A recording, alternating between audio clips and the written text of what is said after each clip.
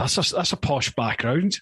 You're going for the old blurry, what do you call it, depth of field effect. Yeah, because this is like my kid's playroom on a weekend and my sort of office during the week. So I didn't know if you'd want to see your times tables. Maybe everyone would. Maybe it would help everyone.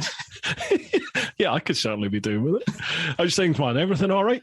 Yeah, just mega busy, man. I feel like with work and stuff with the kids and the trip coming up. I'm just like every day back to back. But it's good. It means I've got a lot going on, which is what you're supposed to do, right? Don't want to live a boring life.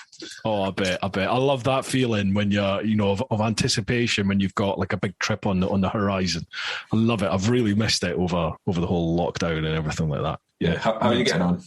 Yeah, all good, man. Yeah, good. It's busy now. It's really picked up now. I've been testing a lot of bikes recently. I'm away a week today, actually, or a week tomorrow. I'm heading off on a bit of a road trip with Canary Moto Tours down in Slovenia. Mm-hmm. So we're doing a tour down to Hungary and Romania. So I have to ride down and meet them at Slovenia and then do that. And then have a bit of a road trip of my own after that. And then I'm going up to the TT, so I'll be across for race week. And then it's just busy for June, basically. So, yeah, looking forward to it. That'll be awesome. Editing like crazy at the moment, trying to get, enough content to build up. And, yeah, I'm one or two vids short at the moment, so I might have to edit while I'm away. The the last Slovenia one did was so jealous. I've wanted to go there for so long, but I've got some guys who I work with in Romania, and when you're at work, it always turns to like bike chat, and they say some of the roads over there, like there's some cracking roads, like the Transfer Garrison, there's like another big one, but also a load of like the dirt roads and stuff because they're not well maintained everywhere. So you've got a lot of good roads in front of you, I'm sure, with those guys. I was amazed at how good like the tarmac roads were. Because the last time I did it, I was on my Jigsaw, and it's a road around the world, did I tell you about that? and they were phenomenal. They were like really beautiful, almost alpine, twisty roads down out the mountains. I was like, this is nuts. So I'm looking forward to it. Mate, are you happy for us just to get straight into it, or do you want to have a chat first? No, let's do it, man. Yeah, let's just go for it. Cool. Well, folks, you've been listening to all that anyway. So obviously, this is Gordon Stuart, the Arctic Rider. You're back on again, mate. Thanks for having me back.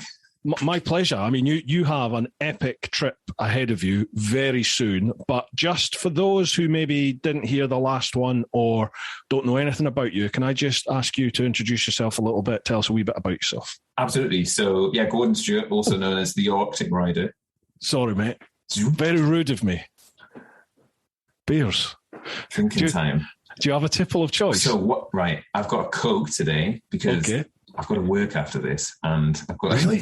I work with some people on the West Coast of America, so I want to make sure I'm not how many beers down. I don't think I would go down very well. So fair enough. Well, I hope you don't mind because I'm going to crack the top off. Cheers to your health.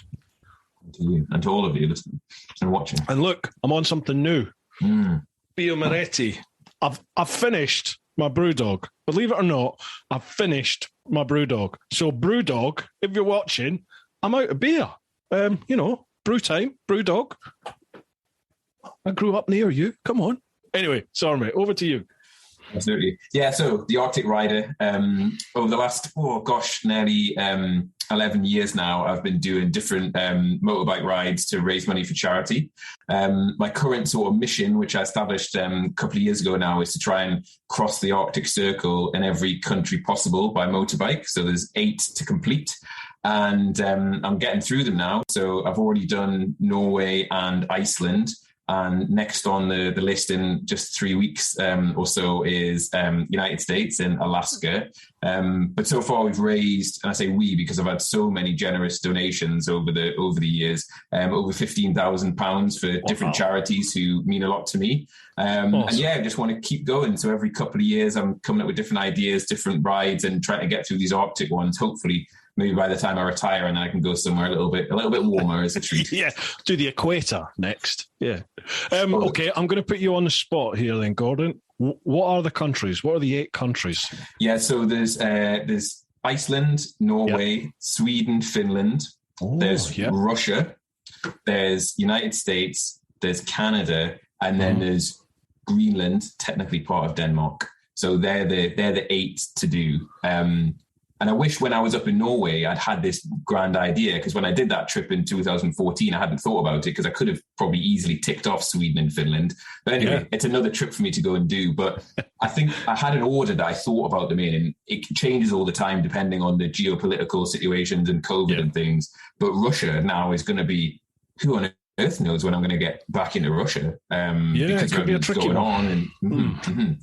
So that was going to be the next one. That was meant to be 2020's one, but COVID got in the way. And then with everything that's going on, so that's why Alaska came back into view. And I always thought Greenland would be the last one, which is going to be tricky because it might end up being a snowmobile if I can't work it out. But I'll work through it, whatever. But that might be, before Russia. Who knows? We'll see where we get to.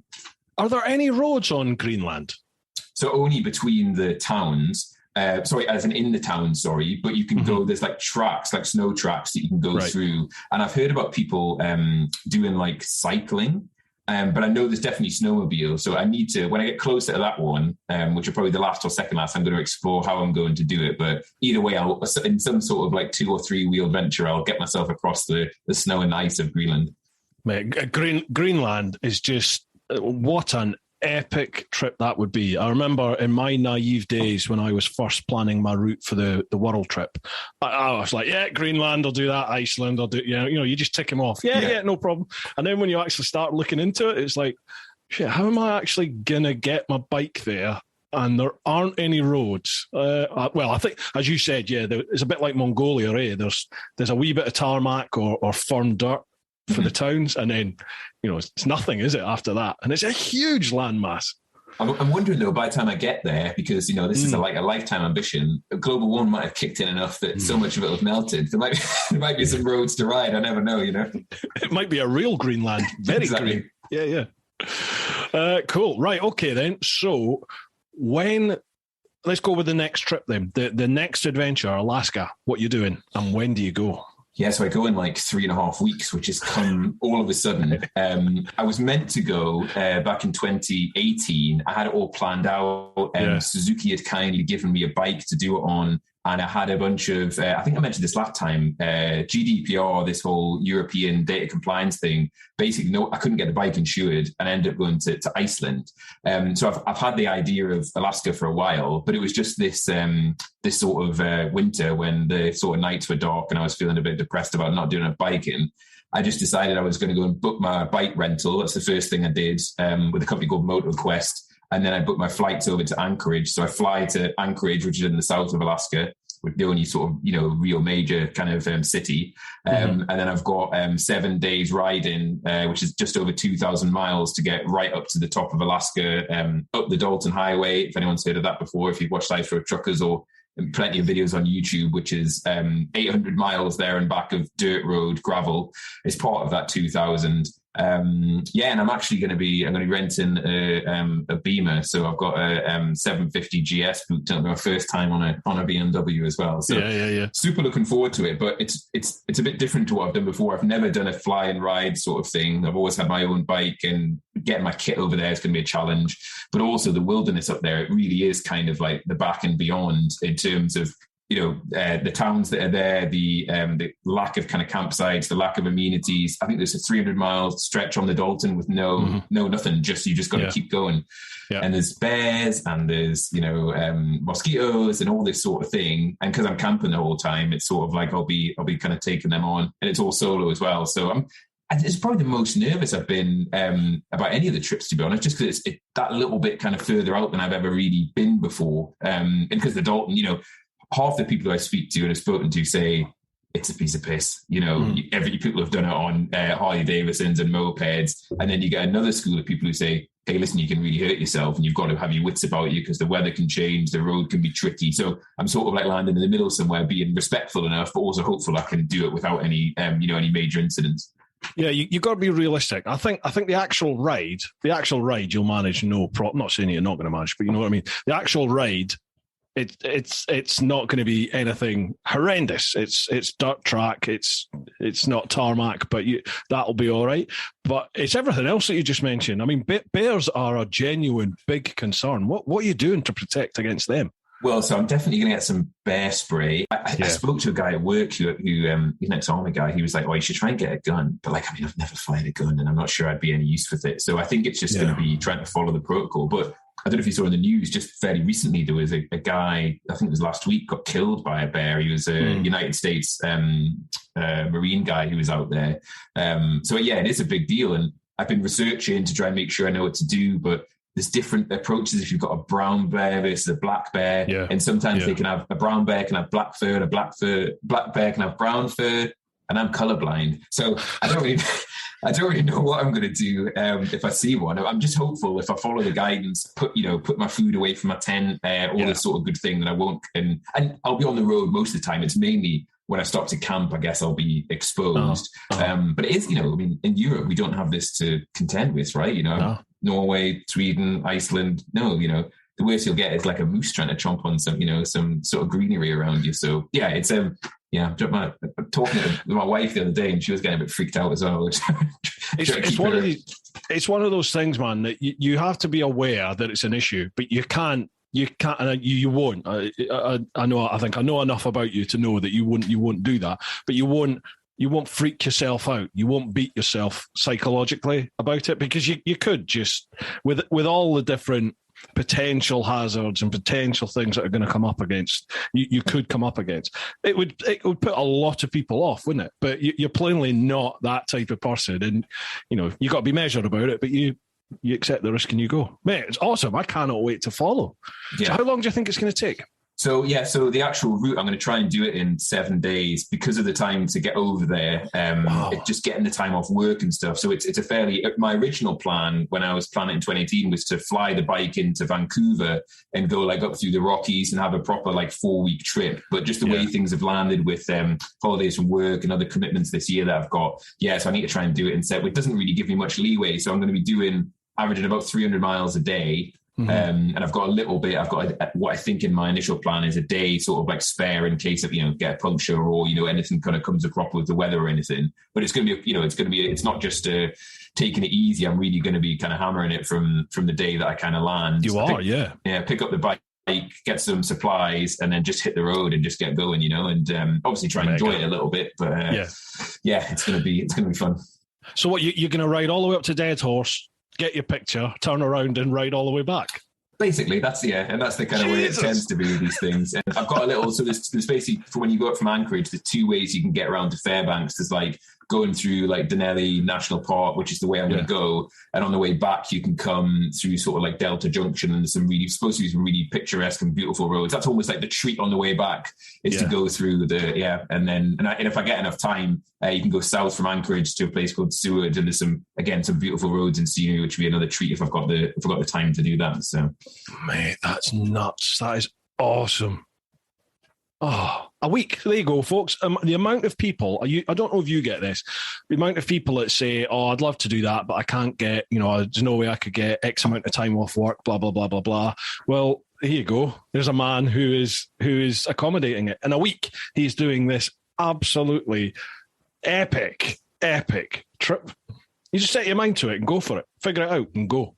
You're going to do it, man. I know you will. Yeah, no, I'm super excited. And it's kind of like, I've had enough experience now of kind of throwing myself into things and put myself under that time pressure to kind of like, and I think that's the thing that actually drives me to kind of think, I like to look at a route and say, how quickly and safely could I do that? I know you've got people like Nick Sanders who like bomb around the world, but when I've planned basically all the different Arctic rides out in the Sweden and Finland one. If I don't have to go through Russia, which I was kind of grouping those 3 of those together, if I'm just doing Sweden and Finland, I reckon I could potentially knock that out in like a week if I was really going for it, which would be a big one. But it's kind of combining, because you've done the iron butt rides before, haven't you? It's sort of combining the endurance side of the iron butt, but obviously not doing that for 7 days or 8 days straight, but kind of like giving yourself, rather than doing 300 miles a day, to, hey, let's do 500 and then 500 and 500. And it's amazing how you can tick off the mileage.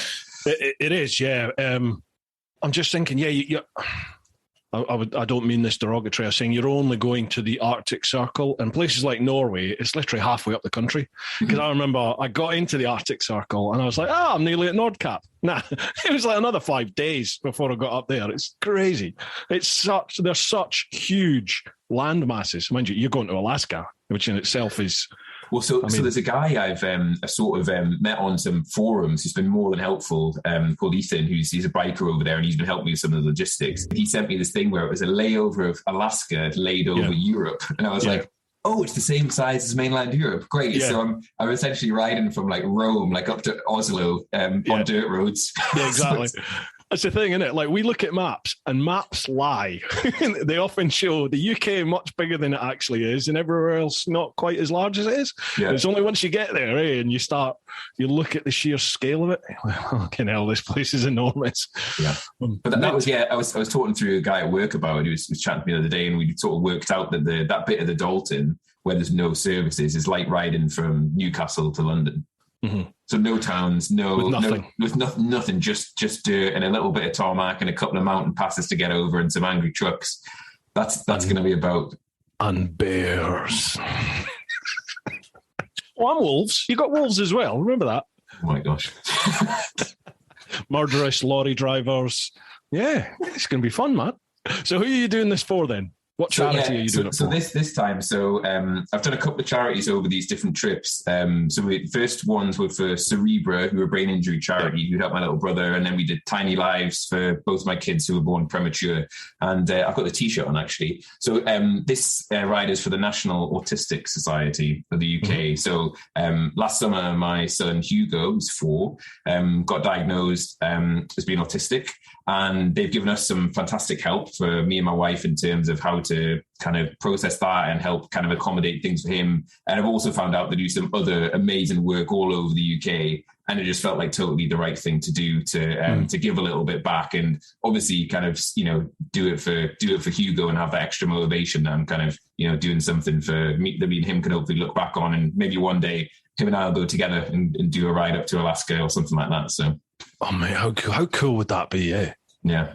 That would be awesome. My son keeps mentioning, I'd quite like to do my bike test, but he's not even driving yet. He's 24 and he's still not even driving a car. So I don't know if he'll ever do it, but that would be awesome, to go on a bike ride with your kid. Yeah, no, I think so. It would be really special. Especially if, to redo this Alaska trip again, the one that you did sort of for him, and yeah, that'd be awesome. So what's the target? Do you have a target amount that you want to raise? Yeah, so I always it's difficult to judge because I've had my 2014 ride to Nordkapp.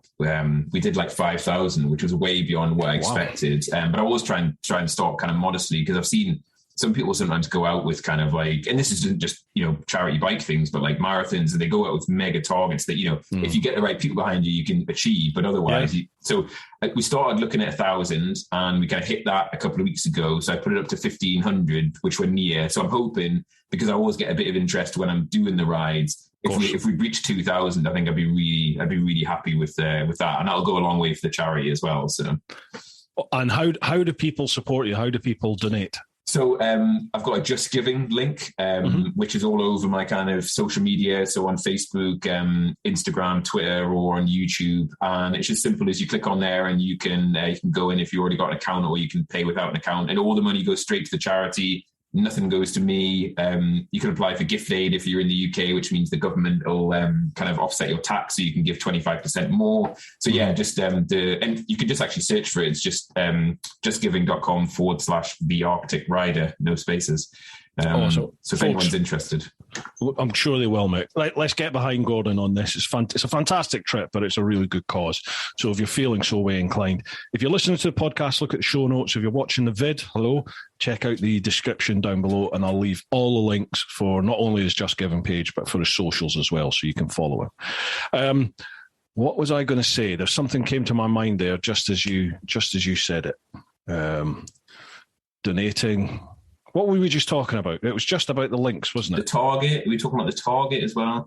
Oh, yes. Yeah. When you said about setting like a target that you want to reach. I did that. I saw people do other charity things where they were raising like, 1 million, 5 million. And you just think, okay, you get enough people behind you. Yeah, okay, let's go for it. And I remember on my trip, I set off thinking, well, it's going to be 100,000 miles, 10 or a mile. £1 million, and you very quickly realize it's not that easy, is it? So I think I ended up raising I think about 15 grand across my 4 or 5 charities that I had on board. But it's tough, isn't it? It is really tough. And it is, and it's kind of like, I think some of the challenge, like it depends who you get behind you, and also the circles that you kind of fall in, and all this sort of thing. And it's sometimes the luck of the draw about who's spotted your thing, right? And I think the challenge for me is like I go kind of cap in hand to all my friends on Facebook and stuff, and kind of family and things.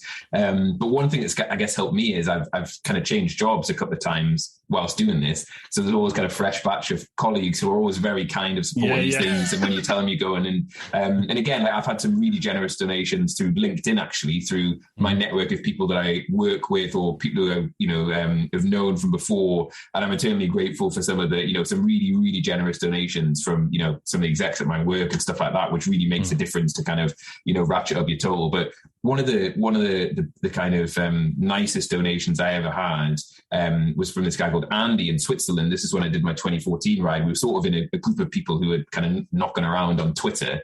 And out of the blue, he donated £500, which was just like so generous. And I messaged him and said, I can't thank you enough. It's over generous. And he was just sort of like, hey, listen, I can afford it right now. It's a great charity that I think you're doing it for. And then we ended up kind of meeting up, and he did my Iron Butt with me when I did Land's End to John O'Groats. He rode with me. And it was just like this kind of friendship blossomed out of his huge generosity, which like just some person I'd never met on Twitter, giving £500, I was just blown away. But, it's just like generosity out there, even through really tough times. People seem to be getting more generous. Like we're all, there's a lot of people who are really feeling the pinch these days. Yet there's so many great things going on. So it's the generosity of the public which kind of makes all of these things happen. Without all the donations, this would just be a sort of weird little project I was doing by myself. So it's fantastic to have that community around me. Absolutely.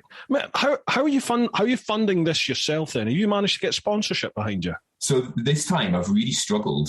So back in the day, like I said, I've had sponsorship from like Suzuki before. I've had Devitt Insurance, who've been a great supporter of mine. I've had local motorbike clubs, local bike shops, but it seems over the kind of 11 years that I've been doing this, everything's kind of, people have got cottoned on to kind of, ESG strategies for their companies, and they have seem to have a lot targeted things now. So when you approach companies, they kind of say, oh, we'd love to, but actually we already do X, Y, and Z.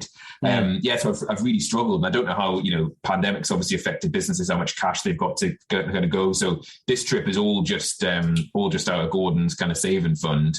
And I've got a very, very understanding wife who kind of lets me, kind of fund these trips. Yeah. So it's just one of those things this time, and I haven't been able to work my kind of magic to get anyone else on board. But, that's obviously, I do it with not a problem to kind of fund it myself, and just, I'll keep obviously hoping people will find an opportunity to see that it's useful. But if not, I'll keep just kind of self-funding so we can keep the fundraising going. What about some sort of Patreon page for you? Yeah, I thought about that in terms of kind of helping with some of the things, but obviously I know there's again, it's sort of like a very sort of crowded market, and aware that people need content. And one of the things I struggle with is I'm quite time poor these days. I've got 2 young kids. I've got a demanding job. I try to do this stuff to be able to roll out the content, and having people interested in what you're doing is when you've got a niche like you and some of the other guys have got. But it's something to think about for the next one.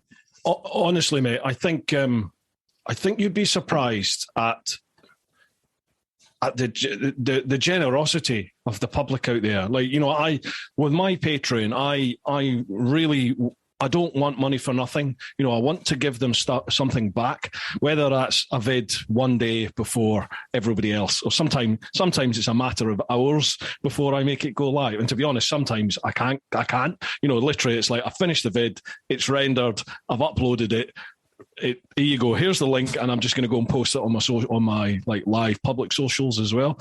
But the amount of people that turn around to me and go, "Look, we don't expect anything extra. We just want to support you."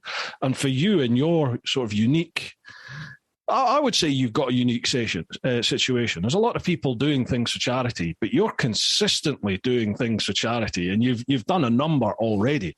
So you've got a pedigree behind you.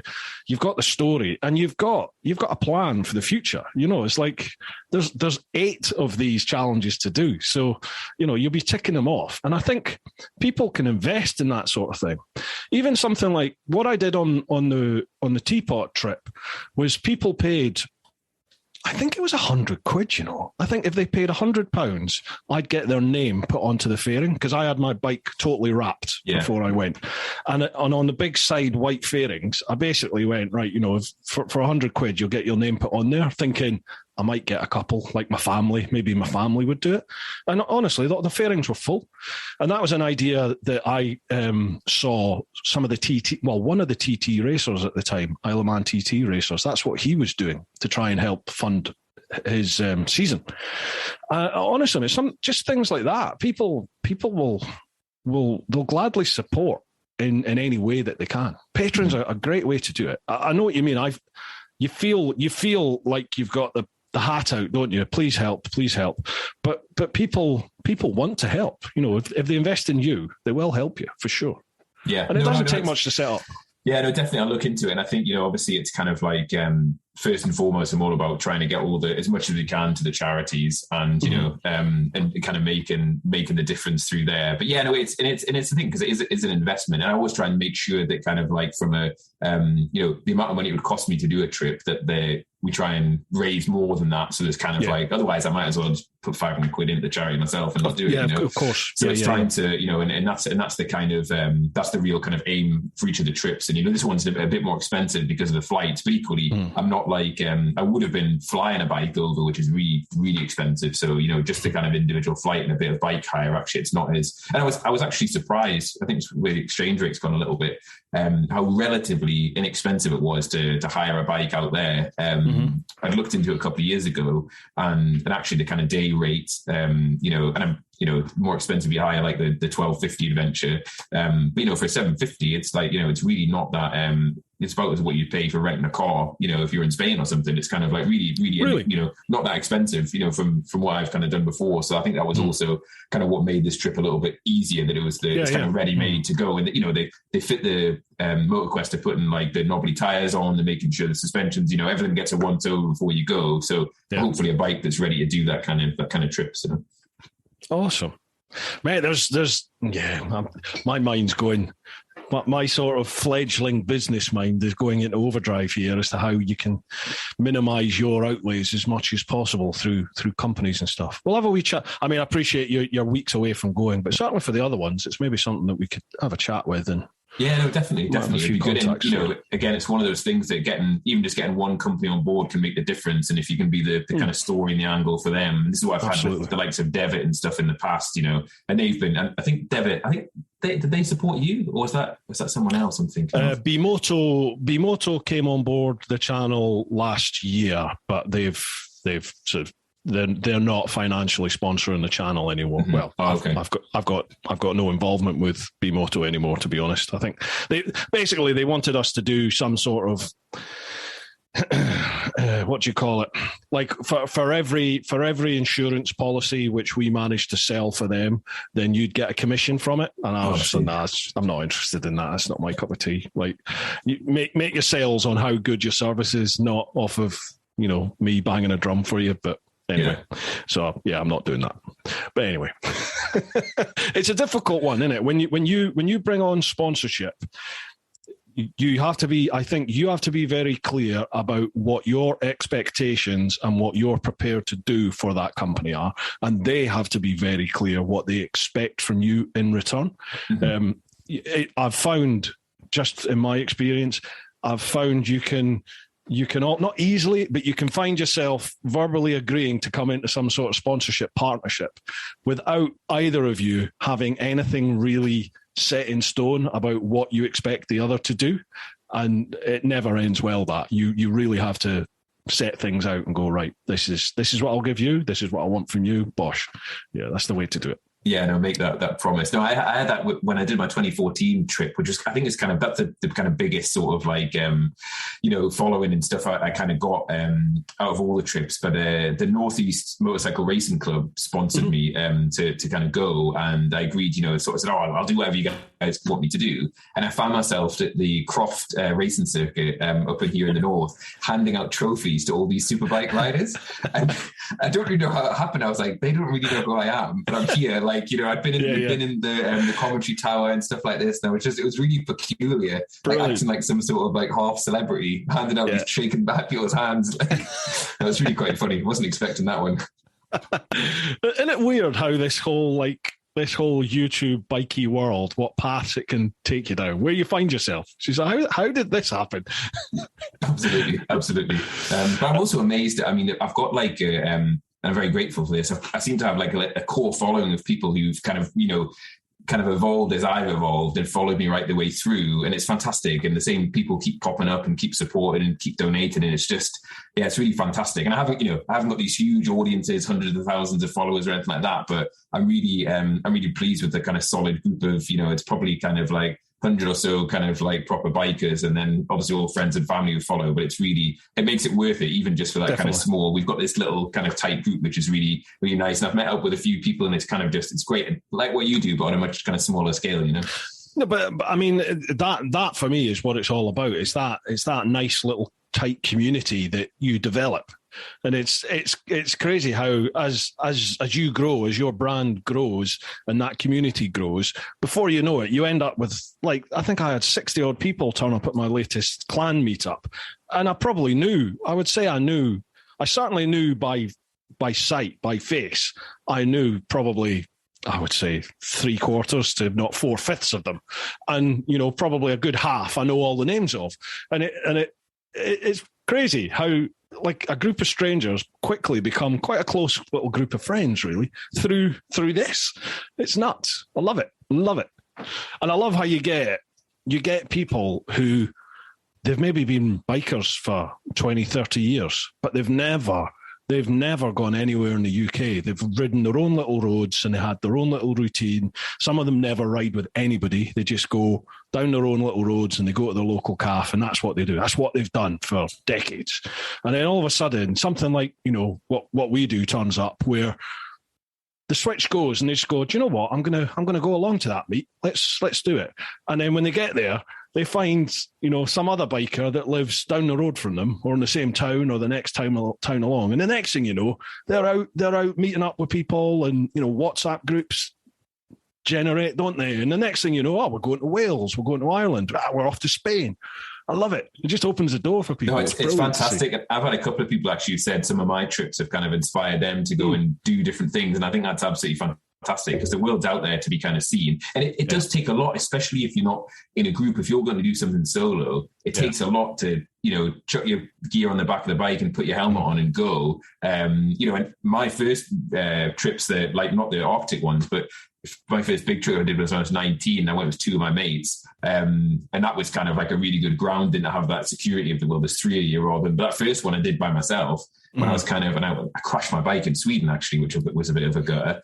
But yeah, that was kind of like, it took a lot of courage. It doesn't sound like it now, because I do it, we've done it plenty of times, but it does take a lot of courage to go and do that. But I would, definitely, anyone who is thinking about it or hasn't done it, gosh, just go and do it. It doesn't have to be around the world or to Norway.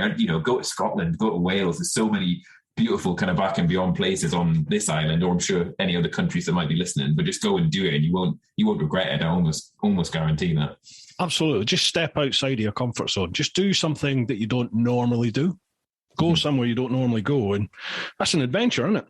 Mm-hmm. And it's also some of the things I kind of like, I get a little sort of nice smile out of, is when you're doing one of these big trips and you're either on your way or on your way back and you meet other bikers. Like I remember when I was coming back from Iceland, I'd stopped at Ferry Bridge Services, which is about 100 miles from Newcastle, the last stop. And there's a couple of bikers there, and as you do, we just got chatting. And they said, have you been on a big trip, have you? I was like, oh yeah, I've been on a big trip. They're like, we're going up to Alston in Northumberland from Cambridge. I was like, oh great, where have you been, mate? And I was like, I've just been to Iceland. And they were like, sorry? Iceland? I was like, yeah. The mic. Exactly. And they were like, oh, great, that sounds fun. I was like, yeah, anyway, I best get on. But it's kind of like having those stories to tell, and you come back and it's fantastic. I think that's part of the thrill of doing it, is to be able to kind of, have those things to reminisce on. Absolutely. Dude, we better crack on with some questions here. We've got quite a few to get through over on Patreon for sure. And hopefully we'll get across to Instagram and Facebook, because the last few podcasts I've not managed it. Mate, speaking of sponsorships and things, do you mind if I do a couple of little sponsor readouts? Let's go for it. Awesome. Thank you very much. Folks, couldn't do this without the sponsors that come on board for the podcast and for the main channel. So this week, the podcast is sponsored by Ultimate Add-ons. And I'm going to read their blurb. Normally I make it up. I'm going to read it this time. Ultimate Add-ons are the premium manufacturer of mobile phone and action camera mounting solutions for motorcycles. With a kit for any bike and a proven track record of creating products that keep your devices safe, secure, and easily accessible, the Ultimate Add-ons product range is ideal for any rider, from the commuter to the round-the-world adventurer. Why shell out on an expensive GPS system when you could use your smartphone, keeping it charged and within reach to take photos of your travels at the same time? Ultimate Add-ons waterproof, shockproof, and dustproof tough cases are available for all flagship smartphone models and are designed by riders for riders. Find out why Ride Magazine gives Ultimate Add-ons their coveted Best Buy certification. Keep riding this winter. With Ultimate Add-ons, it's all about the journey. Head to Ultimate Add-ons, that's ultimate with ADDONS.com,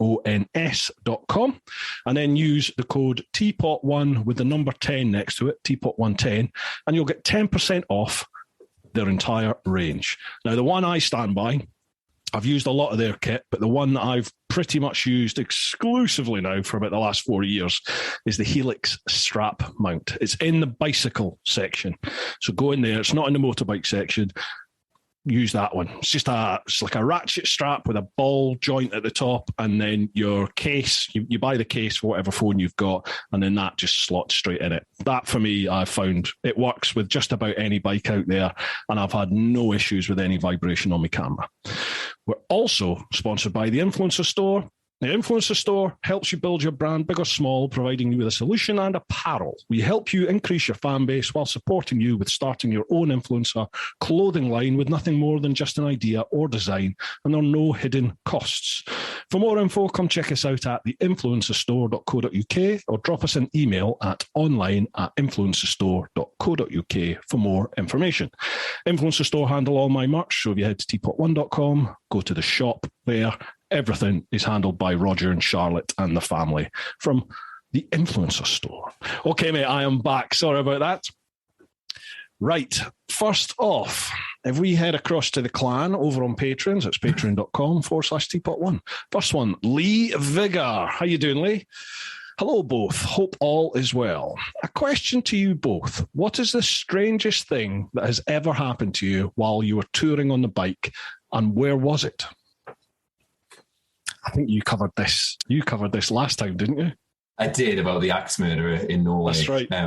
But I've got another strange one, which I can go for if you want. Which was kind of it's more of a funny. It's one thing I'm surprised it almost didn't come up at my best man speech at my wedding. So when I was like I said, when I was 19, touring around Europe with my mates, like we were kind of like penniless students. I don't even know how we did it.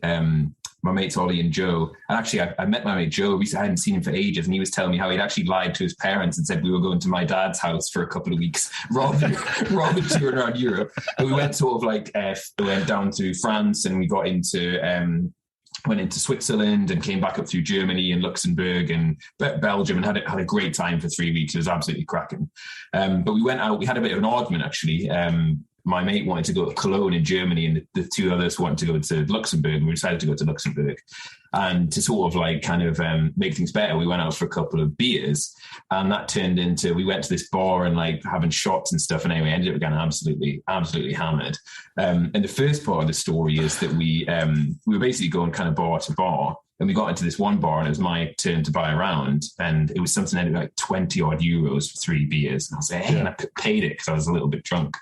And then we were sort of like looking around, and we were like, oh, there's no one really here. We'll head upstairs and see if there's much going on upstairs. And upstairs, there was kind of just all of these sort of like beds with these sort of like net curtains around them. And there was just these like, this is a family show, Gordon. And we sort of realised very quickly we're in sort of some sort of halfway house like bar brothel, which we soon escaped from. Where was this? It's at Luxembourg. I'll get you the address, please. But then the next weird thing that happened is, because we were a little bit worse aware, we went back to another bar, and then all of a sudden my mate came up, and he had this long jacket on. He had it's like a Belstaff type jacket, and inside he had loads of bottles of wine.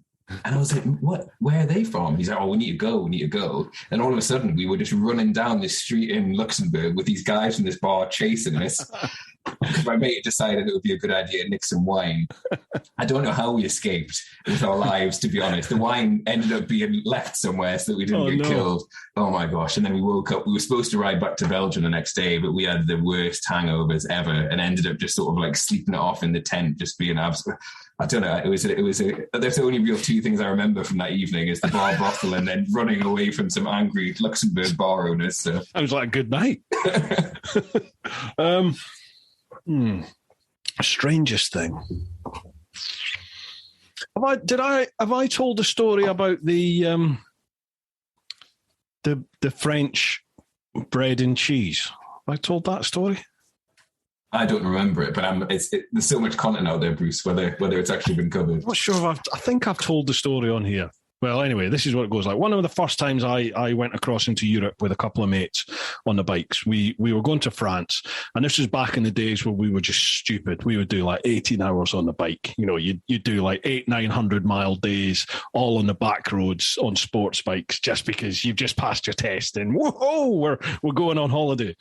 So one of my mates, for some reason, bearing in mind this is 3 burly lads on a motorcycle trip, he was like, I want to go and see this Bon Village. France has these bon villages, beautiful villages. There's like a list of them.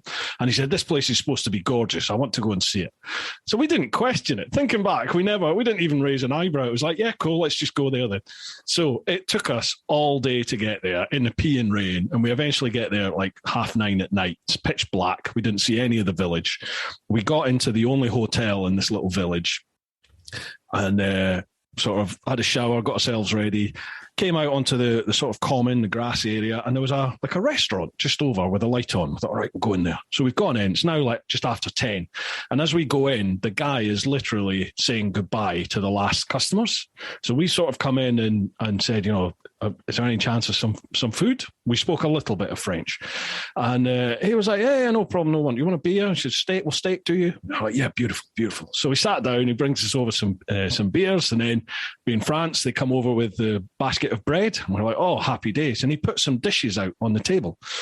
So we just tuck into these dishes, get the knives out and like scoop these dishes out, put them onto the bread, and we're munching it down. So we're starving. We're munching it down and we're like, God, it's quite bland cheese, this. It's like, not much taste. It's horrible. But anyway, we finished these bowls and the guy comes back and he's like, do you want some more bread? I'm like, oh, yeah, please, thanks. So he brings us more bread and he brings another 3 of these little dishes out, puts them down, and he gets a lighter out and lights them. They were candles. He'd been spreading candles on our bread and munching them. Yeah, he must have just looked at us and just thought, English. I think, is that the strangest thing? That's the only thing I can think of. There's something that happened in La Rochelle, but that's not for podcast talking. We'll chat about that over a couple of beers privately, I think. Go on.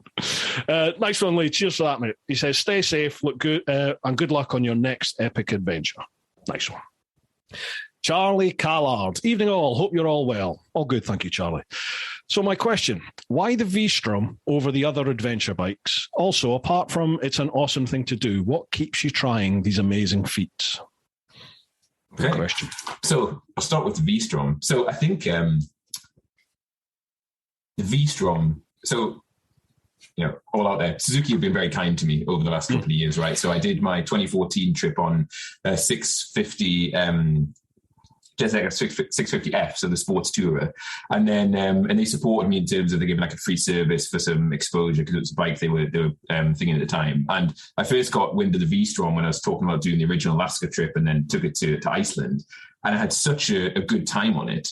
And I realized I remember being lined up at the ferry in northern Denmark, which is how you go over to Iceland. And there was loads of bikers, German, Dutch, couple of American bikers, another English guy. And it was all GS Adventures, the big KTMs. There was a couple of the Triumph Tigers. And I was the only guy on this sort of V-Strom. And I thought, oh, gosh, have I done the wrong thing here? Like, am I just going to get sort of like, is this bike not kind of ready for kind of what lies ahead with some Icelandic roads? And it was an absolute kind of treat. Didn't miss a beat the whole trip, managed some of the off-road stuff. The 1000 was a bit heavy for me because I'm not the biggest guy. So when I got back, I moved on to the 650. But I think the thing for me is that it's kind of like, I tried some of the other bikes, like I tried the Tiger 800, a couple of the other kind of mid-sized adventure bikes, and I didn't think there was enough difference for the price difference for me, because I haven't just got loads of money to spend for me to justify that kind of difference in the price. And I think that's the main reason why I've really stuck by the kind of V-Stroms. And actually, they've done everything I've needed them to do over the years. And I think that's just where I'm at. And this is the first trip that I've done where there's any sort of off-roading, not on a V-Strom. I couldn't actually. MotorQuest didn't have any V-Stroms available for me to rent, which is why I've gone for the Beamer. Although the only thing is, I went and test rode one of the Beamers at Sunderland a couple of weeks ago. Oh God, it was amazing. It's kind of like I'm now sort of on this thing like, okay, now is this worth, because some of the other bikes weren't, this one. So we'll see. Once I've done a kind of week or so riding on it, maybe I'll kind of change my tune. But I think if you're kind of constrained by the money you want to pay for a bike, and you want a really solid, reliable and durable kind of fairly sort of dual purpose to do a bit of kind of like off-roading stuff, I think the V-Strom's great, and you put the right tires on it and you get used to riding it the right way. And I think it's a fantastic bike. And I paid something. I got an offer when I got mine. I got mine brand new, and I traded in my 650F. I think I paid less than $5,000 for a brand new. Yeah. It was the way the offer went, and I got $1,000 for my trade, and it was kind of like I couldn't complain at that at all in terms of what the amount of bike you get for your money is fantastic. There's a lot of snobbery around.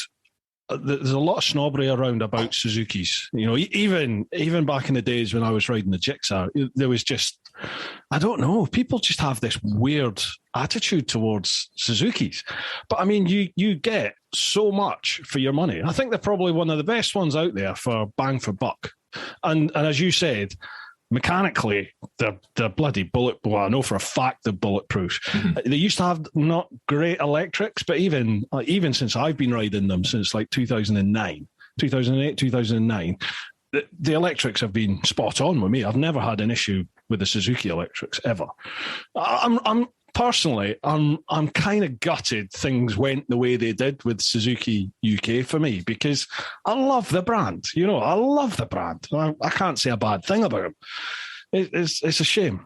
But that V-Strom, I've never ridden the V-Strom, never had a shot of it. But everybody tells me there's a lot of bike for the money. And the 650, which is, I think, definitely the best of the two, because they've got the 1050 now, which is the same as what was the 1000 that I used, but they tweaked it slightly. And I had Suzuki gave me a 1050 last autumn, which I did some like test riding and rode an article for them. Really lovely bike. But the 650, I think is great. But it's kind of like it's just also so easy to ride. Like I think if you're brand new to riding, you want a big bike, and it's not super powerful, but it's enough to kind of one up doing touring and stuff. Like, my 650, I did the Scotland Four Corners ride last year.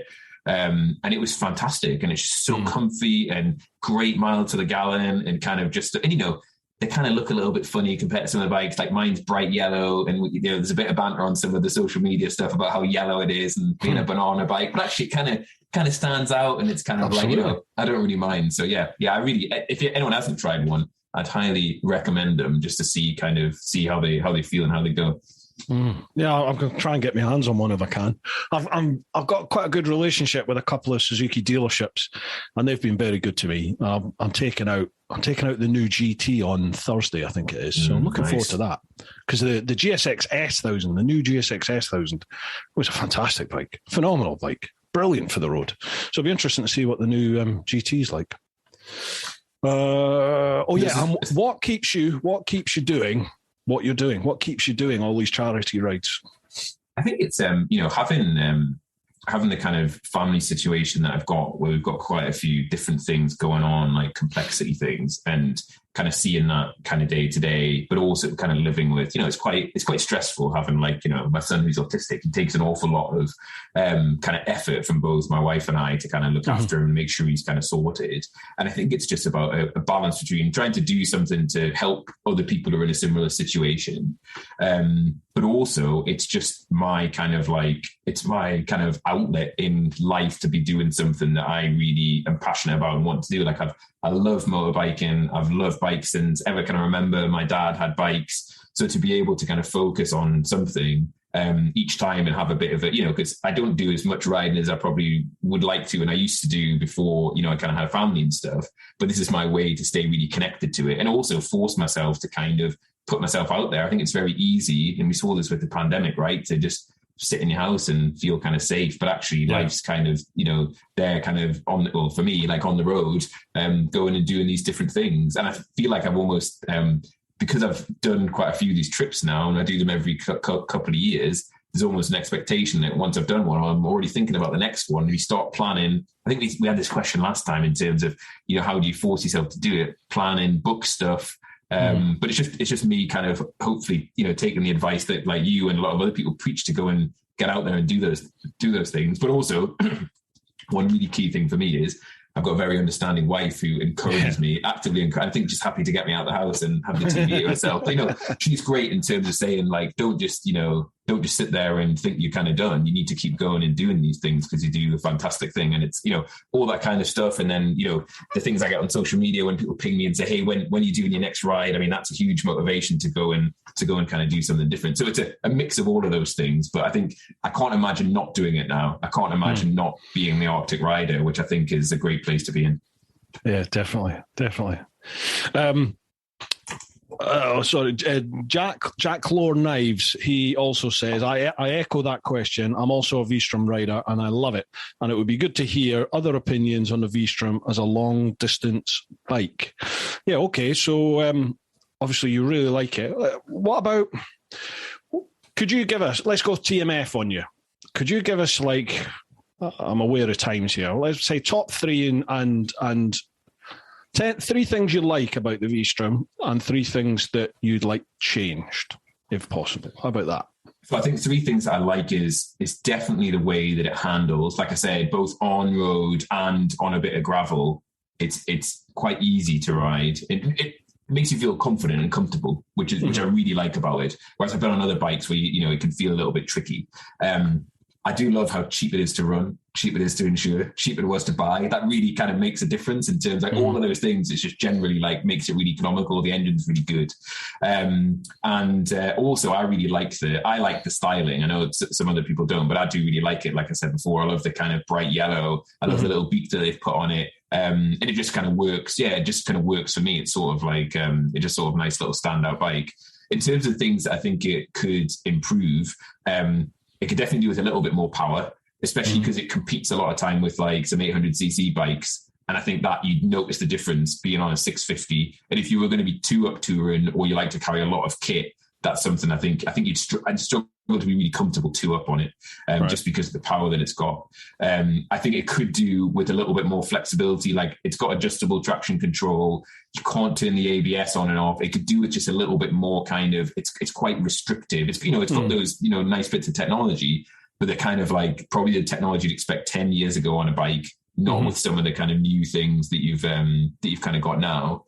And I think one of the other things that's kind of the difficult thing is, and, we're all human, is that, it's not really looked upon as being a sort of super stylish bike. And it could just, you have to kind of bear that. If you're going to have it, you have to know that you're probably not going to look as cool and trendy as like, and, it's all the expectation of some of those other riders. I know that affects people because you want to look good in front of your mates, right? You want your mates to think, oh, that's a cracking bike. And it just doesn't have that, it's just very sort of like kind of beige. And you have to be prepared for that if you go to have one. That's part of the reason why I went for the GS was because it had that reputation of, there was a select group of people who had the GSs and rode them, but most people like look down on them. They're like, they're pig ugly. It's not, it just had that. It had that persona, didn't it? It had that reputation as not a biker's bike. But I love the way the thing handled, and I love taking it on the track. And I was like, I like to be a bit different, obviously. And I was like, I want that bike to do what I know it can do and make people go, okay, now I didn't know they did that. But now everyone's got them. Like literally everyone's getting them. And now I'm like, I'm going to have to get a different bike. But I don't want a different bike. I love that bike. So I'm like, yeah, what am I going to do now? What am I going to get next? Anyway, never mind. Oh, are you there? I can see you. I can see you. I don't know what I'm doing in that picture. That's I think that's for later, isn't it, Bruce? Yeah. Look, where's my hands? Look, here's both my hands. Hi. I don't know what's going on there. Let me stop the picture and restart it. Stop video. Hopefully, let's try that. Stop video. I'm not going to get that image out of my head now. Yeah, I know. I was looking at it thinking, what am I doing? Start video. Pause active. Way, right, we're back. There he is. Oh, blimey, right. So I'm still recording. I've got this. Right. Sorry about that, folks. My camera went a little bit weird. I promise that wasn't any extracurricular activities by me. Where were we? We were talking about the V-Strom, and yes. You were talking about the GS and how much you'll love it, and you're in love with the GS. Yeah, but everybody's got them now. Like literally everybody's getting them. So it's like, am I going to have to move on to something else? Well, I don't want to. Anyway, mate, I know you said you had work. You had work after this. What time do you need to be clear? 10 is 10. Right, okay, no problems. Yeah. That's all right. Right. Okay. Well, we should be through this in the next sort of 20 minutes, half hour, I think, if that's okay for you. Fine. Beautiful. Right. Next one, Bob Holly. Hello to you both. Other than planning the route and being prepared for weather and such, do you find it's better to have a rigid plan for each day of your rides or just general goals to keep you on track? Detailed plans or more of a go with the flow? Which is better? Stay with us. We'll be right back. Hi, I'm Wes. And I'm Beth. And we're the hosts of the Where Our Minds Wander podcast. We love spooky places, morbid tales, and unsolved mysteries. Throw in some weird science, cryptids, and ancient legends, and you have entered Where Our Minds Wander. Join us each week as we delve into fascinating true stories from the supernatural to the naturally weird. Get your favorite beverage, settle into your comfy chair, and journey with us to Where Our Minds Wander. Listen and subscribe to Where Our Minds Wander on all your favorite podcast listening platforms.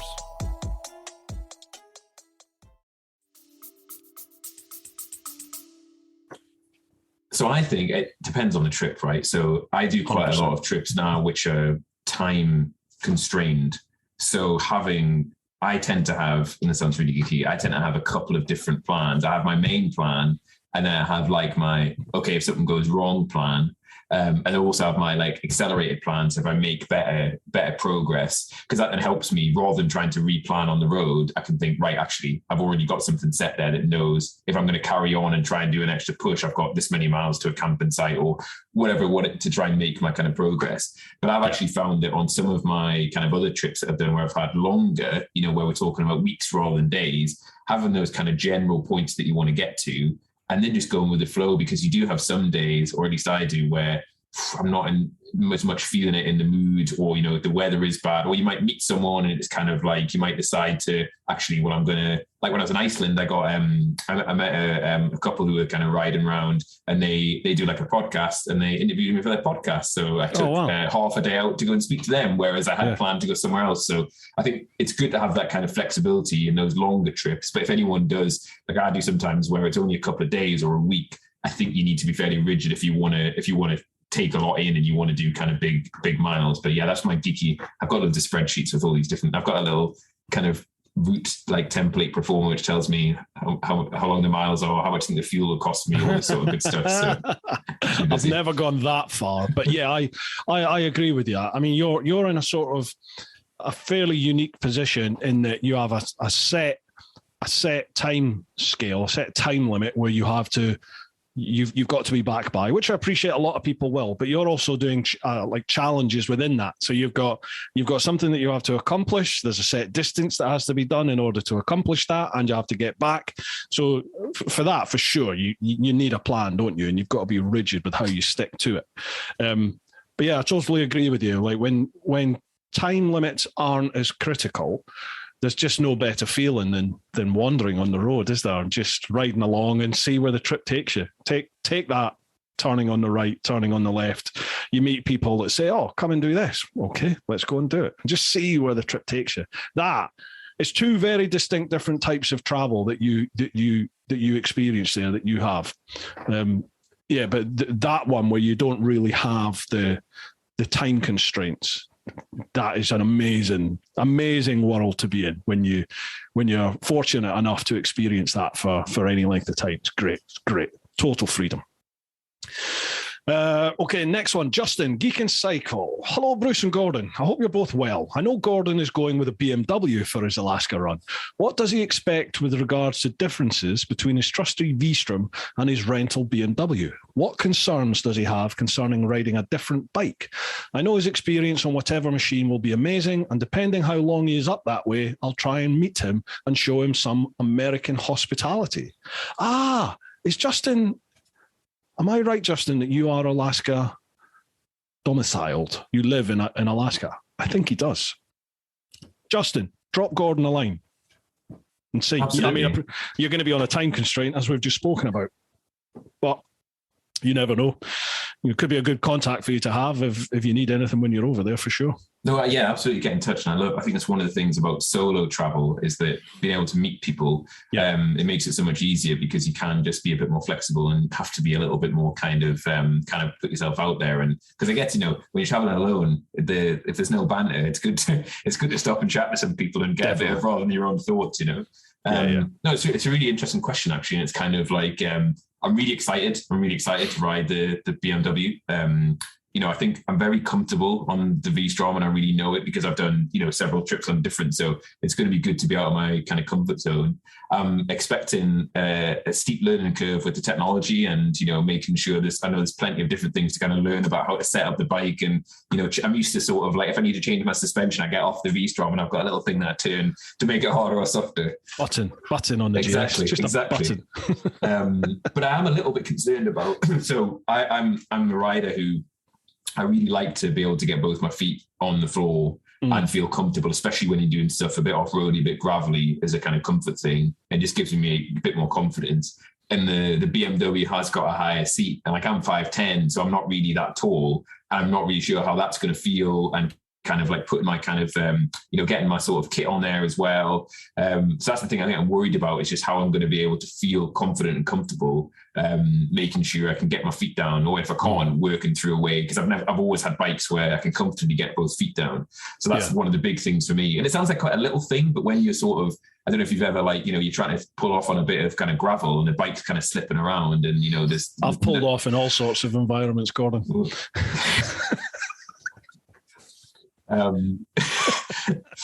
So that's going to stay with me. I'm going to think about you pulling yourself off when I'm in. So that's my anything to keep warm. Exactly. That's my big concern. I think it's just feeling a bit different on the BMW. But I'm sure it'll be fine. Again, I've ridden quite a lot of bikes over the years. Actually, years ago, so my dad's a big biker, and I was visiting him in his place in France, and he let me take out he had a BMW K1200 LT. It's the big, I don't think they make it anymore. It's now a 1600 sort of they do, but it looks a bit like a Goldwing, and it's the same sort of weight as a Goldwing. And he let me take it out, which was could have been a big mistake, because I was riding around these little French country roads. I had 500cc Kawasaki at the time, and I was riding this big 1200. And I don't think I've ever told him this. Hopefully he's not going to listen.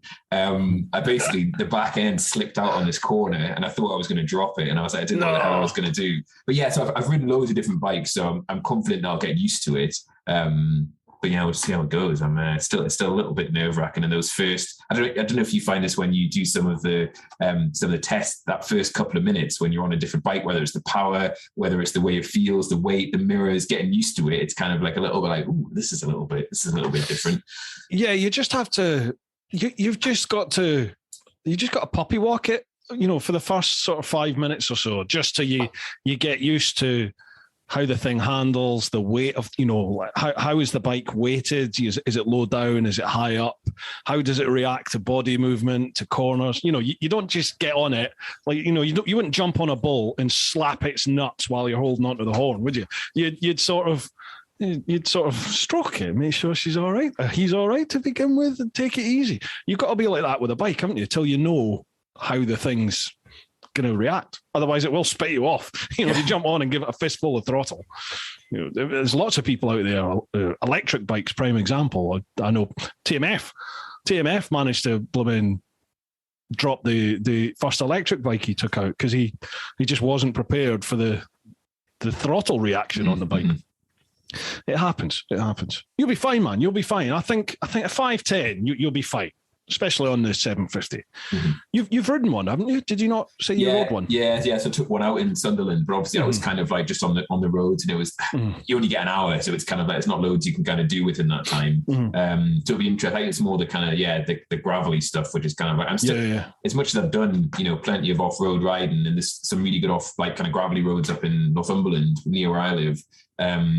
It's still every time when you haven't done it for a while, it's kind of like that first bit of where, and you kind of build up your confidence, but it is, getting used to the fact you can let the back end sort of snake out a little bit without, and trying to figure out, whereas if you're on a road and that happens, it's not where you're kind of toast really. So yeah, like the good thing about the BMWs is it's literally just one button, you just whack it into enduro and that's you're sorted. You can go and ride on the dirt and just let the bike do its thing. They're really, really easy to ride. You'll be fine. Dude, can I do another little sponsor shout out, please? Go for it. Awesome. Right, folks, sponsor shout outs. We're also sponsored by Inov. Now, Inov sponsor not only the podcast here on Brewtime, but they also sponsor the main channel over on TeapotOne. They produce motorcycle dash cam systems. There's the single C5 camera, which I reviewed quite a few years ago now. You can even wear that on your helmet if you like. And they do the dual camera system, the K series. So now there's the K3 and the K5. K3 is a 1080 system. K5's the sort of flagship, 4K at the front, 1080 at the rear. Both the K3 and K5, they've got remotes, they've got GPS, so it'll track your actual GPS location as well. There's a way of overlaying that over your footage, which I'm beginning to play with at the moment, but I'm not au fait with it. It's aftermarket software that you need, but I will be doing a video on it at some point.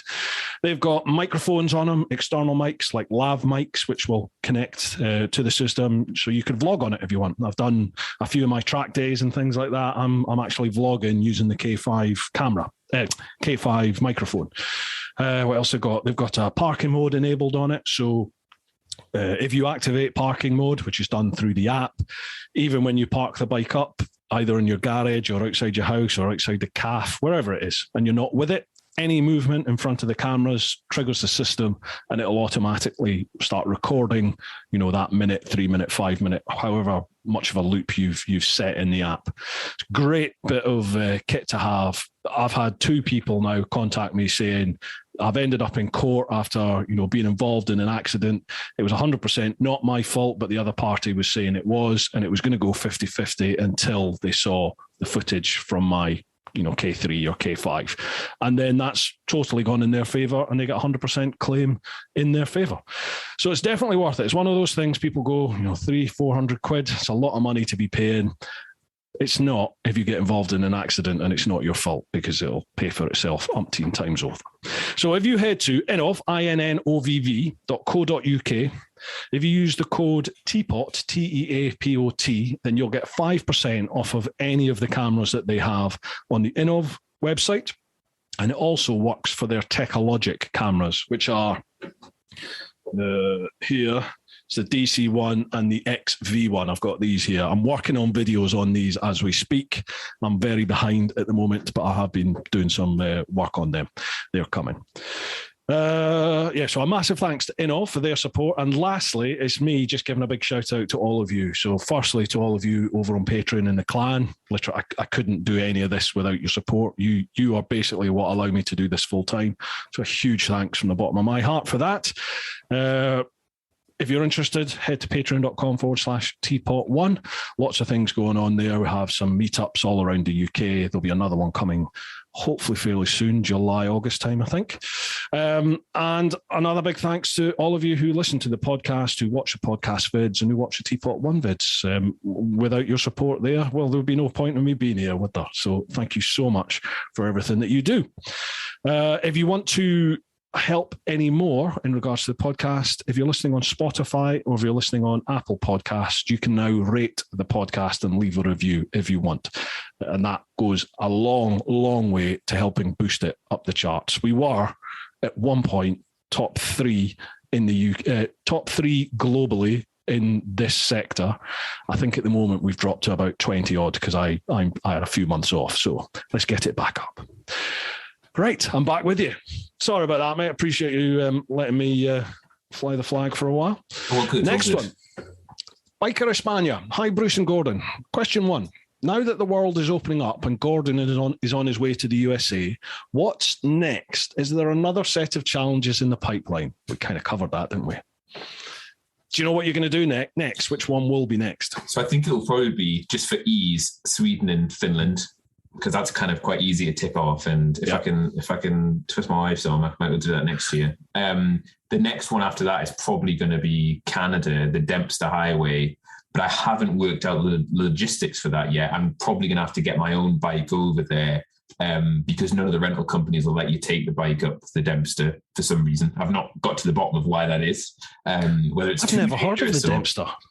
So it's if you've ever watched Ice Road Truckers, they always used to go up the Dalton Highway, and then I think they did 1 or 2 series up the Dempster. It's a similar thing. It's in the back and beyond of northern Canada. It gets you way past the Arctic Circle up to some funny little towns. I'm sure it must be oil rigs, or there'll be something up there which they'll be panning for gold or something. Yeah. So that's. But I think I'm gonna have to work out, get my own bike over there. But when I was planning this pre-pandemic getting over to North America, Air Canada used to do this fly your bike scheme where I think it was like 800 or 900 quid each way, where you put your bike on the plane, you take it to the cargo depot at Manchester or London, and they fly it over, and basically you wheel it straight out without having to put it in a crate or anything like that. It was really simple, but they don't seem to. All the research I've done, they hadn't restarted that since the pandemic. So in order to get it over there, you'd have to go with one of the shipping companies, and there's a few really good ones out there, but it's just not that cheap, and as cheap as it would have been to that fly your bike kind of scheme, and it adds to the time. Like I said, I'm always time constrained, so I'm always thinking about how do I do things as quickly as possible, as I'm sure people like Sam Manicom and anyone else you guys who've ridden around the world, customs can be, you can lose weeks at customs if you don't do it the right way, right? Certainly if you go by sea, it can take a long time at times. Air tends to speed it. It's generally done, same day. It's a lot easier. You must have heard of a company called Moto Freight. Have you heard of them? Yes. Yeah, I've heard of Moto Freight. Yeah. One of the biggest and best out there. They're very good for stuff. Okay, question 2 from Biker España. Pancakes, just for Shrove Tuesday or any day? Any day.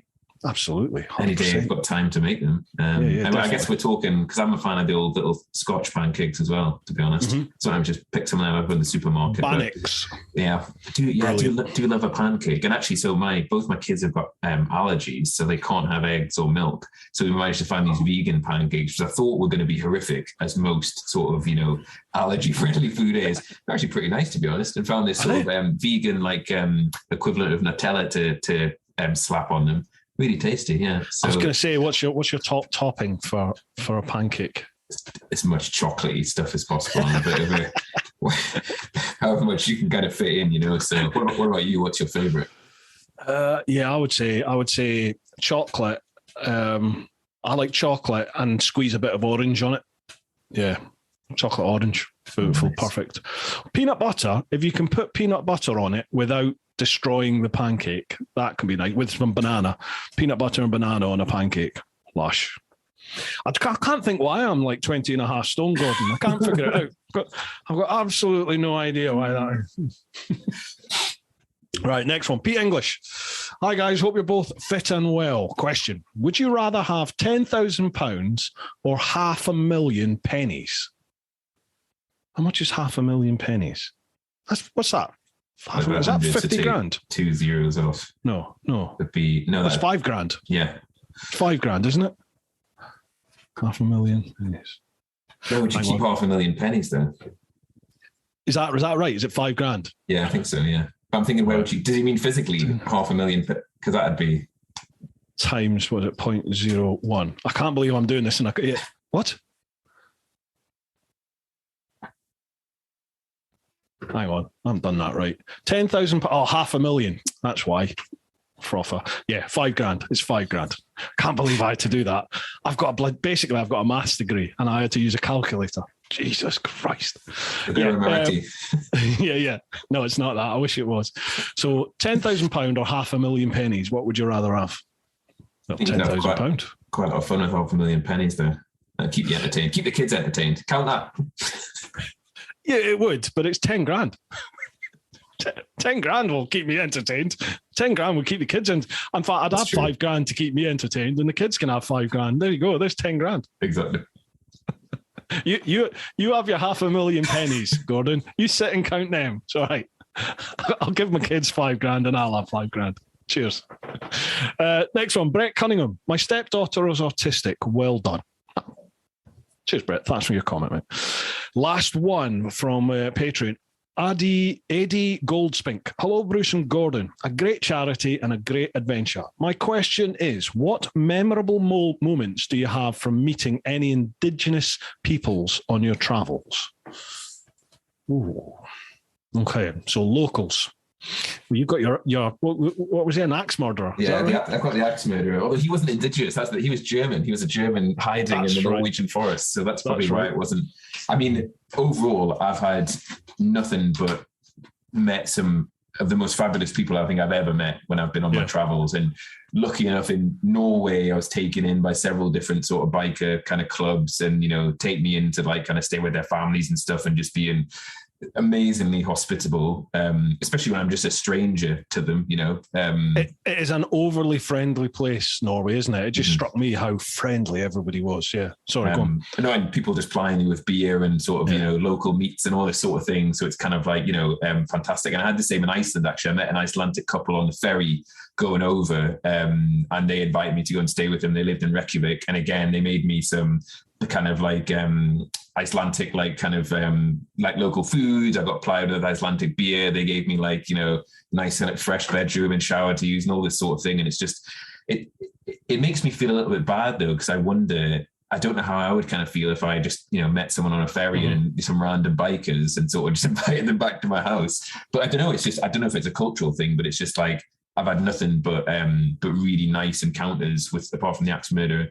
Apart from that, with the kind of local people, and just so everyone's always so keen to kind of show off their country, and I think I'm just really pleased that you're there and kind of exploring it really. So, but I've built some really good friendships now, people who I kind of met on my trips, who now still follow on social media and speak to, and I'm looking forward to going back to Scandinavia, because actually I want to meet back up with some of the people in Norway again, just to go and say kind of hello and thanks for all their support and stuff like that. Man, awesome. You get it everywhere, just about every country in the world. I have this chat umpteen times on the podcast and just, various adventure meets that I go to and do talks and stuff like that. Everyone around the world, we're all the same. Most of us are all the same. Everyone just wants to crack on with their daily life. They want to look after their family. They want to provide for their kids, give their kids as good a life as they possibly can, and they'll help. They will literally, they'll open up their lives to you if you need help, and they can help, And sometimes it can be a case of all they can do is wash your bike or give you a bit of bread. It might just be that, but they'll do whatever they can to help. It's really quite a humbling thing, isn't it? Travel. And I think motorbikes are especially what's the word? It's probably even more obvious to you when you travel overland by bike, because you're living, breathing, smelling the world round about you, and you are quite what's the word I'm looking for? You're susceptible to things out there, aren't you? And I think people realize that. People realize that you're you're not in a cocoon. You're not sat in a bus. You're not sat in a car. You're what's the word I'm looking at? I think you're quite exposed. I think that's what you mean. You're sort of just like, because you've only got a certain amount. This is what I find. You kind of like, I've got like a house full of stuff here, right? But when you go on your bike, you can only take your tent, some clothes, and a few bits of food and your stove. And that's really about it. So you go with there's no kind of ego kind of comes with you, because you've left, if you've got a big house or you've got a big car, or you've got a nice job, it doesn't really matter when you're on the road, because you're just a biker and you're kind of like just being there. And I think that's what kind of warms people. And actually it's, I think a lot of times when you speak to non-bikers, or when I speak to non-bikers, they think the biking community is made up of kind of like Hell's Angels and everyone's like, and it's actually, and sometimes they look like that, right? They've got bald head and a big beard, right? But actually they're the friendliest people. And this is what I found. Even some, you go to these sort of like kind of bike clubs and everyone might look a little bit rough and ready, but they're just the loveliest people who all just, want to help out and share experiences and talk about bikes, which I could just do all day and all night. So it kind of like, you end up being in good company. And from every conceivable background you can think of, isn't it? It's just this, as you said, you cannot judge a book by its cover, and it's never more evident than in the biking world most of the time, because you never know who you're speaking to. I think for me, it's such a shame what has happened with Russia has happened, because I've banged the drum about Russia since I was there, in that they are some of the nicest, most open, and maybe not open, but definitely some of the most friendly people I've met. They're very guarded initially, but if they do open themselves up to you, then you're literally your family. They will literally give you the shirt off their back, and if they've got a loaf of bread, they will rip it in two and give you half. They're that type of people, and it's horrible to see people's attitudes towards Russia. It was bad before, because I knew what the real Russians were like. And now this has gone on, and it's almost like there's such vitriol towards Russia now. And it's not. It's a couple of dickheads up there who are in charge. It's not the people. Most of the people aren't like that. It's horrible. It's such a shame.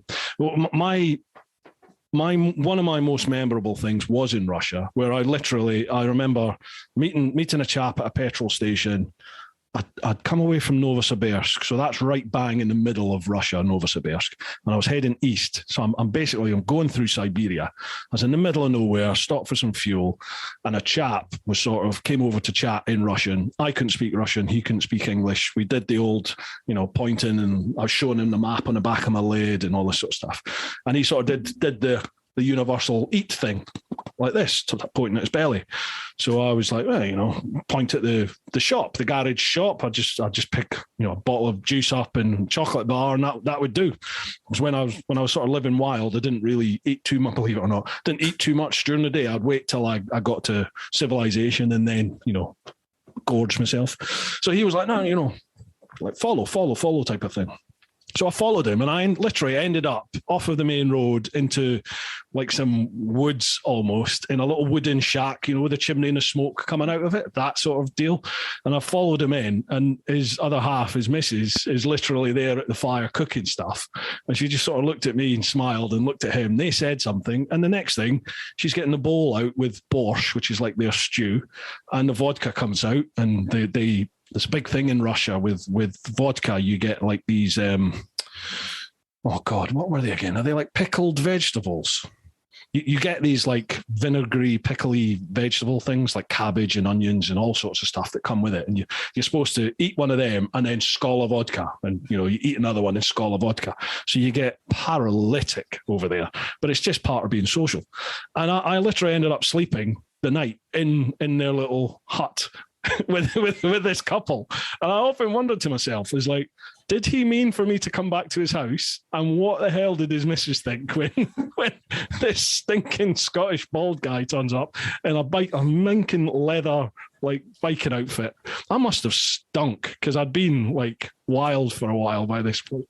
But it's stuck in my head, because as you said, if the shoe was on the other foot and I met somebody at a petrol station like here in Kent, I probably wouldn't.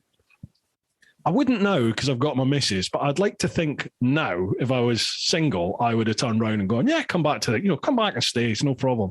But I certainly wouldn't have done that before. No way. Yeah. I'm just imagining the conversation in Russian where he's like, this bike has just followed me back and I don't know what to do. I was just trying to point him on to the McDonald's. And he's like, I know. That's what I've been thinking. It was like, did he mean me to come back or what? What was the crack there? But anyway, we had a great time. No idea what I said, no idea what he said, but we laughed. Anyway, right. There's literally one or two questions on the other platforms, mate. So that will bring us nicely to round about 1:30. Okay, so we'll head across to Instagram. So that's at TeapotOne Insta. And as I said, I'll leave the links for Gordon's socials down below as well. First one, the XT Donkey. Been following him for years. He's done some great work. Cheers, pal. Next one, Joe Kid 49. Great to see Gordon back on the show. My question. It's suddenly announced by our world leaders that smooth road coverings, tarmac, concrete, etc., will be ripped up and replaced with loose gravel in a bid to cut speed. If each of you were given the option to save one road, which one would it be and why? Bearing in mind you'd have to ride to and from it on the new surfaces from your current homes. Okay. Best road you've ever ridden and why? So I definitely think the Trollstigen in Norway is one of the, and not just that bit of road, but when you go all the way up and the pass and then the road that takes you back down kind of over the plateau, it's just one of the best roads. I think the best road I've ever been on in terms of the scenery and the 11 hairpins or whatever it is. And it's just like, I really, really enjoyed that when I was coming back down through Norway in 2014. I'd love to go back and ride it again. So I think that would be, because I saw the question come through and I was thinking about this, albeit it would be a long way to go on dirt roads to get over there. But I think it'd be worth it by the time you got there. So that would be my pick for sure. I think mine's changed. There used to be there was a road in Spain, sort of in the south of the Picos, which was always my favourite road. It's just mint. I loved it. But now I think it would be the GC 200, the Great Ocean Road over in Gran Canaria, because it's really long and it's really varied. It changes along the way. And I think that is possibly one of the greatest stretches of tarmac I've ever ridden on a bike. In fact, I think it would be good even in a car. And to get to it, I'd fly to the Canaries and then it'd be, okay, as you said, you would lump the gravelly stuff just to go and ride that because you'd have hours of fun. Yeah. Or I think it's called, is it the T28 over in Tenerife? That's another stonk. There's so many good roads over in the Canaries. Nuts. Yes, I am sponsored by Canary Motor Tours, but they are genuinely fantastic roads. Right, okay. The next ones, we'll head across to Facebook. So it's facebook.com/TeapotOne. John Tinkler. Good evening, gents. I hope you're all well and enjoying life. All good, thank you, man. Just wanted to wish Gordon safe travels on his epic trip and we'll be rooting for you all the way. All the best and thanks for these great podcasts, Bruce. Pleasure, man. Good. Cheers, thank you. I take it, are you going to be updating your socials along the way? Yes, yeah. So I'm going to be really going for it in terms of trying to share as much content as I can on the way. Obviously, from a time zone point of view, I'm only behind most of the UK where a lot of the people follow me from. But I tried when I did my Scotland Four Corners ride last summer, which was like, I did 800 miles in 23 hours and 40 minutes or something it was in the end. I got really kind of like quite slick at updating quickly and getting some content out there because it was such a short ride. And I got a lot of really good feedback in terms of people like kind of getting those and using Instagram stories and all this sort of thing. So I'm definitely going to be sharing a load of content when I'm over there, and just my phone bill is going to take a hit, but it'll be worth it to kind of share all the nice views and things. Honestly, mate, if I don't know if you can get it set up beforehand, but the way I found when I was doing a big trip is get my phone unblocked before I went, and then literally when you landed in a new country, you just pick up a local SIM card, whack it in there. The States, back in 2013-14, you couldn't do that, but you must be able to do it now. You must be able to get like a local SIM. I don't know if anyone's out there, if anyone can advise Gordon on that, because your phone bill will be enormous. Yeah. If you're using a UK SIM over there for the week, that will be big. Yeah, if anyone's got any tips about how I make that cheaper, I definitely take those on board because that'd be helpful. And they didn't at the time, but they might do pay as you go now. So you might be able to just, get a cheap phone when you land there. It's going to be less than what your phone bill would be if but then would it have the smartphone? Yeah, it would have features. To, something I have to do. Oh.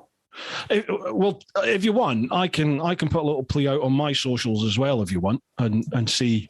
Yeah, that would be helpful because there'll be someone I've tried to research this kind of thing and it's always difficult, but there's someone who's in the know who'll probably have either done it recently or have experience in the industry or say, actually, this is the way that you do it and you make it cost effective, I'll tell you what, hang on.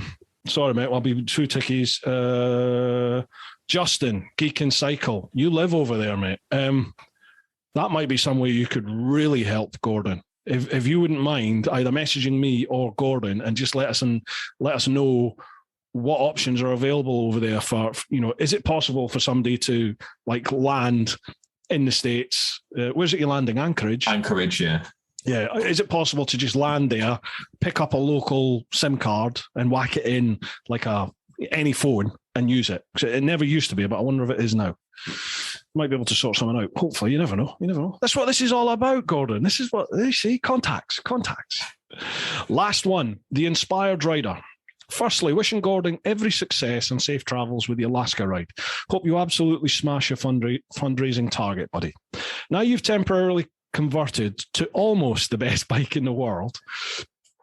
1, what do you see as your top challenge on the journey? Bike, gear, conditions, wildlife, and how have you prepared for it? So I think, we covered this a little bit earlier, but definitely the wildlife is the big thing. And I've taken quite a lot of expert advice, over the internet in terms of looking into how do you properly prepare to kind of deal with that and making sure I'm doing safe camping, all that kind of good thing. But I think that's going to be the biggie. But also, the thing we haven't touched on is the weather, right? So yes, it's kind of going to be June, but also, the Arctic is. I've been fairly lucky. When I went to Norway, I got some really dry weather, which is very rare for Norway. When I went to Iceland, I had a really tough time with the wind. There's actually 2 bikers got blown off their bikes. It was that windy. Really? It was really, really. I mean, I've got a video on my YouTube of when I was riding. I think it was the first day I got to Iceland, and I don't know how I didn't fall off the bike because I was just getting battered across the road.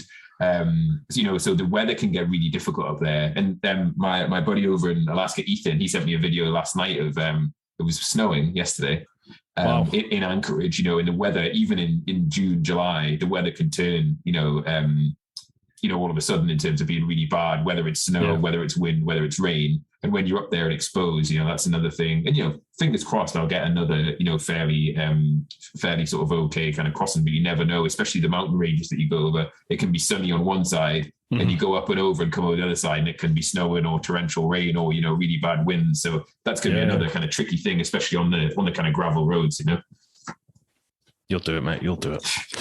Question 2. Being as you and Bruce are seasoned travellers, did you know Bruce travelled around the world? Cheers, thanks. What would each of you say is the top luxury item you take with you that makes life a little more pleasurable? And is it A, on the bike, or B, around camp? Okay, so the top luxury item for the bike and also for around camp, 2 different ones. So I think now the luxury item for the places that I go where it's cold is my heated vest. Oh my God, it's the best thing. So it's just is that the case one? Case one, yeah, it is. Yeah, it is. The vest is astonishing. I love it. I was riding with my mate Ollie, just a couple of weeks ago, and we were riding around Northumberland, and it was really chilly. And I got off the bike, and I was like, "You're right, mate." He's like, "Oh, it's a bit chilly, isn't it?" I was like, "Wouldn't know if I'd my heated vest on." But that is definitely it only cost me £100, but especially living in the north of England and going to these cold places, I don't know how I survived for so long. I've never done an Arctic trip with one, and I can't wait to take it with me and plug it in so it can be nice and toasty. But that is an absolute bike luxury. I think this isn't quite something I take with me, but something I always kind of do as a luxury on my trips is when I've got my goal in mind, whether it's getting to Nordkapp or finishing the Iron Butt or whatever it might be, I always treat myself with a beer and a pizza normally, wherever the closest place I can find a pizza. And that's sort of my kind of I kind of tend to try and eat fairly kind of sensibly as I go up to these different rides. But I still remember in when I've been to Nordkap, I rode back to Alta, which is kind of the biggest town, which is close to it, which was still another like 5 or 6 hours ride down from Nordkap. And I got this pizza from this little sort of like dirty pizza shop. And it was like, I think I did the exchange. It was like 35 quid.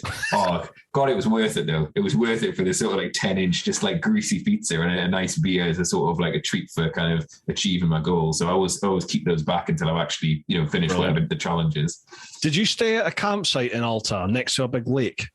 Yeah, I think it's the only campsite. Is it the only one? Yeah. I just remember it was astonishing. It was it was shut when I was there, but there were 2 British chaps, old boys in there, who were they'd cycled from Gibraltar to Nordkap, and they were on their way back, and they were in this campsite, and it was just like an honesty box. You just paid your money and took your pitch, and that was it.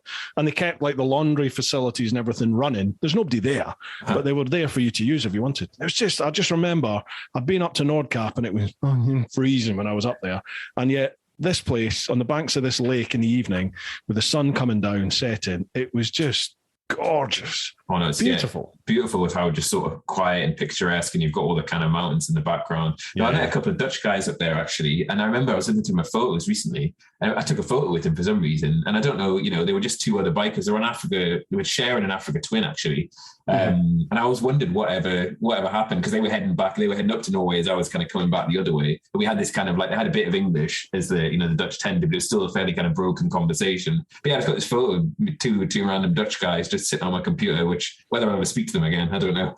Brilliant. Yeah, you do though, don't you? You just meet random.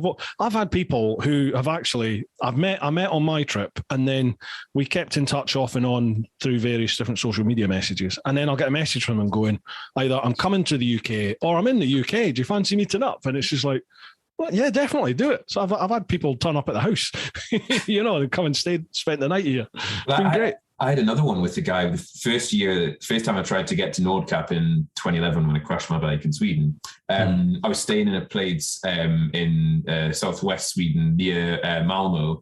There's a campsite, and there's this French guy who I'd seen on the motorway, and we ended up chatting. He didn't really have much English, and my French is very sort of elementary. And we had a nice little chat and stuff, and then I saw him again on the road the next day. Again, never thought anything of it. And then it must have been 2018. I got a little message on Facebook, and it's like, "Hi, this is Philippe. You probably don't remember me, but we were at a campsite together in Sweden, and I've been following your stuff, and I just wanted to say hello." And I was like, "Oh, hello, fantastic!" And now Facebook friends, and the usual sort of story. It's kind of like, but yeah, just a chance meeting. And I wasn't the Arctic rider back then. I didn't really sort of establish that until a couple of years later. So he must have found me and recognized my face or the bike or whatever. But yeah, just one of those kind of like, it's amazing what the internet can do now to kind of pull you together with people. Absolutely, innit? There's many horrible parts of the internet, but there's some amazing parts of it as well. Definitely.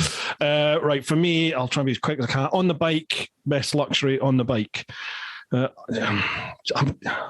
you know what? It definitely is. It's comms. It's having comms now. So for me, the Cardo, the Pack Top Bold, I can listen to music. I can listen to a podcast. I can like be on the phone. I can have my sat nav guidance come through that if I want. It's just something different there. So for me, that's a luxury on the bike. Around the camp, I'm a very, very, I used to be a very basic camper. It was tent and sleeping bag. That was it. Now I've got like an inflatable mat, which I use, which does help to keep you a little bit warmer. But the biggest thing for me for camping now is I bought one of those, is it Helinox chairs? Insanely expensive chairs that fold down into this tiny little package. But having this lovely chair that you can just chill on is awesome, right? You don't need to sit on the ground. You're not like with a bad back. You're sat in a nice chair. So that for me. And he also says, last one, finally, on top of adventure, serious business of raising awareness and fundraising. Finally, on top of the adventure, serious business of raising awareness and fundraising for a truly awesome cause. How worried is Gordon about losing our GS-inspired caffeinated side bet? What was that? Yeah, so this is Stan, the inspired rider. He's going up to Nordkap this summer. He's been planning for a couple of years. He had a pretty bad year last year with COVID and things.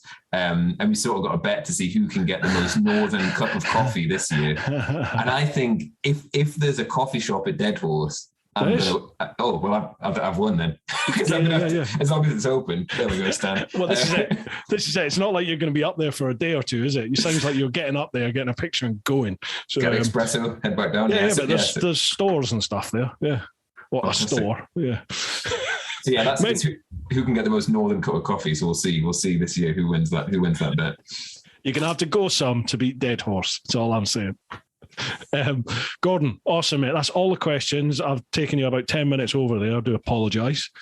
Dude, before we call it quits, any shout outs you want to give? Floor is yours. Hey, thanks very much. Hey, I mean, there's so many people who've kind of supported me over the years, and it's just fantastic. And I want to say everyone who I've got on Facebook or who's commented on my YouTube videos and all that sort of stuff, it makes a massive amount of difference, not only to me, but also the profile we can share for the charity. So just want to say thanks to everyone who does all those sorts of things. It really does make a difference. And I know that not everyone can afford to donate and all that sort of thing. And there's, I try and make sure there's not any pressure, but if you can, go a long way to support the charities. And if you can't and you just want to support by liking and sharing and watching and all that good stuff, then that means just as much as well. So thanks to everyone, and also for all the lovely questions and the fact that there seems to be a few folk out there who kind of know what I'm doing as well. It's really humbling and really helpful to keep me motivated, as we talked about before. So thanks so much. And thanks to you, Bruce, for giving me this platform. And also, I always see whenever you share anything on your socials, I see the likes on my page go up. I see my YouTube videos go up, and also the donations. So it makes a difference,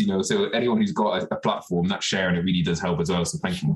My absolute pleasure, mate. I think it's awesome what you're doing, and it epitomizes my whole live your life thing. And anything I can do to help, I'll do. Folks, check out the links down below. Come on, even a $5. Do you know what I mean? If we all, there's I think there's 10 to 15,000 people listen to these podcasts every month. So, if we all give, even if you all gave £1, that's 15 grand that we're going to raise. But, £5, what's £5 to us these days? It's a coffee. It's not even a coffee and a cake anymore. It's a coffee and a something. So if you can, hit that link. Remember and do the gift aid, because that is something we get back from the government. So, do help however you can. Please do. Mate, absolute pleasure. I cannot wait to follow it. I wish you the very best. You're going to smash it. You're going to do it. And roll on. Let's see them. Can't wait to see the future adventures coming. Thank you. Right, folks, what can I say? Keep doing your thing. I've got to let Gordon go now, so I'll speed this up. Keep doing your thing. Look after those that you love. Get on out there whenever you can. But most importantly, live your life. Woo-ha! Dude, awesome. Right, let me stop that.